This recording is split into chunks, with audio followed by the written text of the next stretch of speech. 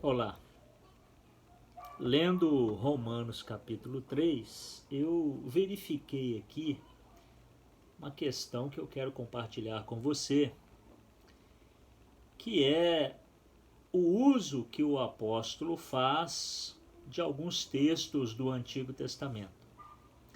Há quem diga que muita coisa do que Paulo falou não é algo original dele, mas que ele faz usos de fontes do Antigo Testamento. Isso pode ser comprovado, por exemplo, a partir do versículo de número 12 ao 18. Romanos 3, de 12 a 18. Ele usa o Salmo 105, versículo 10, o Salmo 140, versículo 4, ele usa os Salmos 36, versículo 2, ele usa Isaías 59, versículo 7 e 8. Ele usa alguns textos e ele termina dizendo no versículo 18 que não há temor de Deus diante dos seus olhos, que é o Salmo 36, versículo 2. Mas começa no versículo 11, o anterior à relação de texto que nós falamos, dizendo que não há homem justo, não há sequer, não há quem entenda e não há quem busque a Deus. Essa seleção de textos que Paulo utiliza aqui faz parte de um grupo de textos relacionados na Bíblia hebraica a partir do Salmo de número 14. E eu estou aqui com a Bíblia hebraica, e aí você pode depois conferir se você tiver a sua Bíblia hebraica. Começa aqui, ó, tá vendo? E aí, aqui assim, ó, e vai para a próxima página, aqui, ó. E esse texto, que é o texto considerado o texto massorético, aqui eu estou lendo a Bíblia hebraica Stuttgartense. Essa é a Bíblia mais usada hoje no Brasil, apesar de que a Bíblia Quinta já superou essa versão. Mas o texto do Salmo começa dizendo da seguinte forma: Amar Naval Belibu Ein Elohim Ish Ritu Ritivu Ali La Enoshetov. Essa é uma abertura oficial do texto massorético, mas não é a máxima utilizada por Paulo. Paulo vai utilizar uma tradução da Septuaginta, que inclusive não é o Salmo 14 na Septuaginta. Na Septuaginta, o Salmo 14 é numerado no Salmo 13, versículo 1. E a declaração de abertura de Paulo é exatamente idêntico ao utilizado pela Septuaginta. Não há Deus. Se você pegar a sua Bíblia em português, então você vai ler junto comigo no capítulo 3 de Romanos, a partir do versículo 11, da seguinte forma, aliás, a partir do versículo 10. Como está escrito, veja aí, como está escrito, versículo número 10, a Bíblia em português, eu estou usando a versão de Jerusalém. Não há homem justo, não há um sequer, versículo 11. Não há quem entenda, não há quem busque a Deus, versículo 11. Então eu estou usando aqui a versão católica, que é a versão da Bíblia de Jerusalém. O testemunho de Paulo é um eco das Escrituras. Então, quando você lê Romanos 3, você precisa lembrar que isso que Paulo está falando é uma citação do Salmo 14 do texto massorético, ou, como eu li aqui na Bíblia hebraica, um texto massorético, mas ele faz uso em primeira mão da Septuaginta. Deixa eu mostrar para vocês aqui a Septuaginta. ele faz uso da Septuaginta, que é um texto, para quem não conhece, esse texto aqui, que ele faz uso, é o texto grego, vou abrir aqui no Salmo 14 para vocês verem, é o texto grego, que é a tradução do Antigo Testamento, que foi escrito em hebraico e aramaico, para o grego. Então, isso nós chamamos de a Septuaginta, ou a versão dos 70. A citação de Paulo aqui em Romanos 13 está dividida, então, em duas partes. Eu fiz assim, mas é em duas partes. Em duas partes. Primeiro, Romanos 3, de 10 a 12, nós temos a primeira parte. E Romanos 3, de 13 a 18, a segunda parte. Na primeira parte, Romanos 3, agora sim, Romanos 3, de 10 a 12, nós temos a rejeição de Deus por parte dos homens. Ok? Os homens rejeitam a Deus. A segunda parte, Romanos 3, de 13 a 18, que é a continuação do fluxo do texto, nós temos o contrário, a rejeição dos homens da parte de Deus, ou seja, Deus rejeita os homens. A partir daí, nós podemos pensar então como é que Romanos é citado por Paulo numa série de textos do Antigo Testamento para fundamentar a sua teologia. Que teologia é essa que nós estamos falando? Em Romanos 3, Paulo defende uma teologia e todo estudante da Bíblia precisa estar atento às divisões da teologia. Bom, aqui nós temos a fundamentação da teologia paulina da justificação pela graça. Então isso tem que ficar muito claro. Paulo defende uma justificação pela graça e não pela lei. O fato é que no Salmo 14, versículo 3, se você estiver acompanhando, nesse salmo, o Salmo 14, versículo 3, na parte B, diz: não há quem faça o bem, não há um sequer. Então a pergunta que é levantada aqui aparece da seguinte forma: há aqui uma ausência de pessoas justas entre o povo?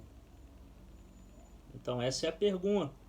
Muitos intérpretes leem esse versículo número 3, não, aliás, o versículo 1, 2 e 3 do Salmo 14, com a seguinte ideia: não, todas as pessoas do mundo são más, não há quem busque a Deus, todos. Segundo, existe um grupo de pessoas que pensa que aqui a palavra está dirigida aos desviados da fé do Israel antigo, aqueles que não subscreveram a teologia da aliança ou ao pacto de Deus com o seu povo. Mas se você olhar o versículo de número 5, você vai perceber, por exemplo, na versão católica, a Bíblia de Jerusalém, o Salmo diz da seguinte forma, deixa eu abrir aqui, Salmo 14, versículo de número 5, diz assim: lá eles tremerão, pois Deus está com a raça dos justos. Olha que interessante. Deus está com a raça dos justos. E se você for ler na Septuaginta, vai haver um acréscimo nesse versículo dizendo que não há razão de tremer. Não há razão de tremer porque Deus está com os justos. Olha que interessante. Bom, isso significa que algumas coisas precisam ser pensadas ao ler Romanos 3. Quem são os filhos dos homens? Que aparece no versículo 2 do Salmo 14, que é a base, que é o pressuposto de Romanos 3. Quem são os filhos dos homens? Na Bíblia hebraica nós temos claramente uma alusão, porque o termo que aparece, eu quero ler para você aqui em hebraico, há uma frase aqui que é ao Bnei Adam. Eu vou mostrar para você aqui onde é que está escrito, ó. A partir da minha mão aqui, ó. Tá vendo? Vou ver se a claridade não prejudica. Ó. Tá vendo aí? Aqui, ó. Aqui, ó. Ao Bnei Adam. Viu que maravilha? Então, a partir dessa expressão, nós podemos pensar então que aqui há um direcionamento do discurso de Paulo para aquilo que era o discurso do Israel antigo. Quem são os filhos de Deus e quem são os filhos do homem, né? Você sabe que aqui a palavra Adam não é Adão, não é Adão. A palavra aqui são filhos dos homens, tá? Aqui a palavra os filhos dos homens.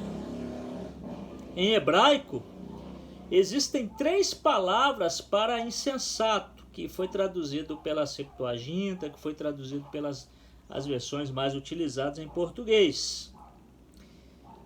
Porém, aqui a palavra que aparece é a palavra naval. A palavra aqui é naval, para insensato. E essa palavra, como todas as outras que traduzem insensato, ela abraça a ideia moral. Ela aqui temos o que nós chamamos de uma moralidade implícita naquilo que o Israel precisava receber de Deus. Então veja bem, o capítulo 14 de Salmos pode ser dividido também em 2 partes, assim como nós dividimos Romanos 3. Vamos dizer que é a parte A e a parte B. Então vai ficar mais ou menos assim. Versículos de 1 a 4, o Salmo fala do injusto. Os versículos de número 5 a 7, o Salmo fala do justo. E aí, como nós falamos do capítulo 14, versículo 1, da expressão Bnei Adam, essa expressão Bnei Adam, os filhos dos homens, nós podemos então fazer um contraste entre justos e ímpios, mas podemos ir além. Algumas pessoas não vão concordar muito do que eu vou falar, mas tudo bem, tudo é uma defesa e tudo pode receber uma réplica, uma tréplica e por aí vai. Nós podemos contrapor a ideia não apenas de bons e maus, justos e ímpios, mas podemos colocar aqui uma nova questão, que é a de governantes e pobres. Como assim? Confere aí comigo. Na primeira parte, que é o capítulo 14 de Salmo, versículos de 1 a 4, o versículo 4 mostra uma distinção muito grande para os primeiros 4 versículos. A frase, devora o meu povo. Essa frase, devora o meu povo, remete a duas classes de pessoas, ao opressor e ao oprimido. O injusto é aquele que devora, e o povo é aquele que é devorado. E se você for na segunda parte do Salmo, a partir do versículo 5 a 7, você vai perceber uma outra frase que é também o início da segunda divisão. Capítulo 14, versículo 5. Deus está com os justos. É interessante que a Bíblia hebraica, ela chama a atenção no versículo 6 para a palavra humildes. Veja bem, essa expressão que aparece no versículo 6 é muito interessante, porque ao mesmo tempo em que no versículo 4 aparecem pessoas que devoram o povo, e lógico, se devoram está numa cadeia alimentar acima, vamos dizer assim, né? E há aqueles que são humildes, ou seja, se fosse uma pirâmide, como a pirâmide de Maslow ou qualquer outra pirâmide dessa utilizada aí pelas ciências sociais, os humildes são os da base da pirâmide. E esses da base da pirâmide são as pessoas que são devoradas no versículo de número 4. Só que tem um diferencial aí. O diferencial é que o versículo 5 diz que Deus está com o justo. Olha o que diz a Bíblia de Jerusalém. Deus está com o justo. Eu vou ler aqui no versículo de número 5 na Bíblia de Jerusalém, que é a versão católica. Lá eles tremerão, pois Deus está com a raça dos justos. Aí o versículo 6 completa assim. Vós, caçoais da revolta do pobre, vírgula, mas Yahvé é seu abrigo. Não é interessante isso? Você já parou para pensar no discurso que Paulo faz no capítulo 3 de Romanos, com os pressupostos ou as fontes que ele utiliza, que é justamente o capítulo 14 de Salmos? Então, eu trouxe esse texto para deixar você um pouco mais aguçado em pesquisar, e pesquisar principalmente a partir da Bíblia hebraica. Até a próxima.